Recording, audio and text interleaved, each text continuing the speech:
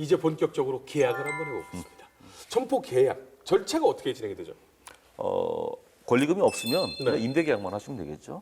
그냥 이제 딱 그렇죠. 사인하고. 하시면 되겠고, 근데 이제 권리 계약이라는 게 이게 권리금이라는 게 아무래도 형성돼 있다 보니까 권리 계약을 하셔야 되는 거고, 권리 계약이 끝나면 임차인이 나에게 이 새로운 이 건물에 대해서 임차권을 양도하는 거니까.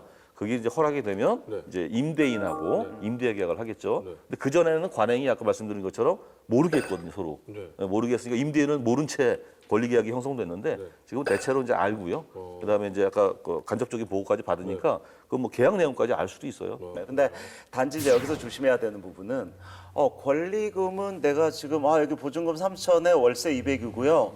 권리는 2천 정도만 제가 하기로 했습니다. 그래서 그러면 권리 계약을 이렇게 싸게 했는데 문제는 바로 권리 계약을 하자마자 직후에 건물주하고 본계약을 할 수도 있고 아니면 한 일주일 정도 후에 하는 경우도 있습니다. 이거를.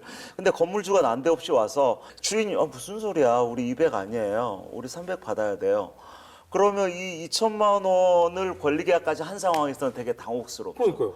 예, 그 부분에 대해서도 권리가치 계약을 할 때 만약에 임대인이 월세, 이 현재 임대 조건을 변경할 시 아니면 200에서 일정 정도 인상할 시에는 반드시 권리금을 뭐 일정 정도 차감한다든지 이런 부분에 대한 특이사항을 기록하는 게 아마 1단계 권리가치 계약에서 상당히 중요한 부분이죠.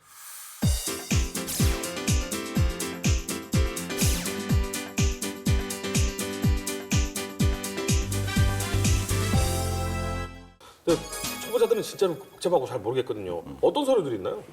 뭐 준비해야 될 건 아니고 검토해야 될 서류죠. 사실. 검토해야 될 서류고. 그래서 뭐 예를 들면 소유와 관련된 누가 실제 주인인지 아닌지 이거 확인. 등기부등본을 이제 떼보시면 될 건데 요즘은 이제 그 중개하시는 분들이 다 이건 준비를 하시더라고요. 근데 중요한 건 이거죠. 계약을 쓸 때 실소유주가 와서 계약을 하면 다행이죠. 네. 신분증만 확인하면 되니까.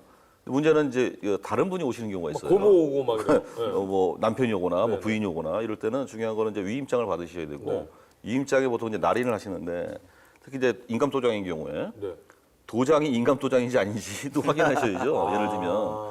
그리고 그래서 이제 결국은 이제 그 인감증명서하고 인감도장 위임장에 찍힌 그 도장 확인하시는데 중요한 건 이런 거예요.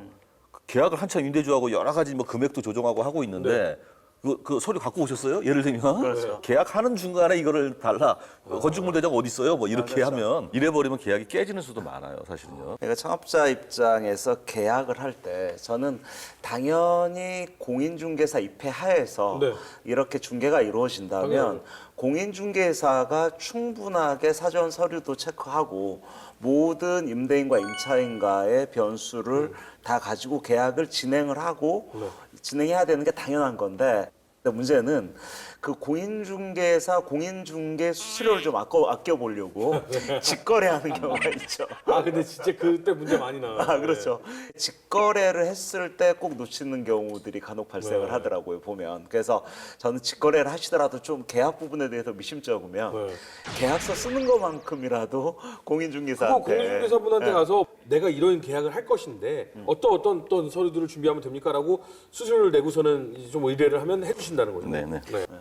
그러면 저희가 계약을 할 때 서류들은 이렇게 있지만 서류 안에 안 나와 있는 것들이 있거든요. 그러니까 뭐 별첨해야 되고 막 당구장 표시해야 되고 막 이런 것들 있잖아요. 사실은 꼭 챙겨야 될 거. 그 이제 우리 일반 집을 살고 팔 때도 그 이 계약서 말고도 보통 이제 확인 서류가 있잖아요. 그렇죠. 시설에 관련해서 특히 이제 시설과 관련된 것들. 이제 시설인데 근데 객관적 시설이 아니고 이 업종을 하기 위해서 필요한 시설. 이게 바로 이제 건물의 용도인데요. 우리나라는 이제 그 도시계획법상 그 건축물의 용도를 지정해 놨거든요. 그래서 자기가 하고 싶은 업종에 해당되는 건물인지를 확인하시려면 반드시 건축물 관리대장을 보셔야 되고요. 심지어는 면적도요. 계약 면적하고 실제로 이제 허가한 면적이 다를 수도 있어요. 그것도 반드시 도면까지 보셔야 되고요.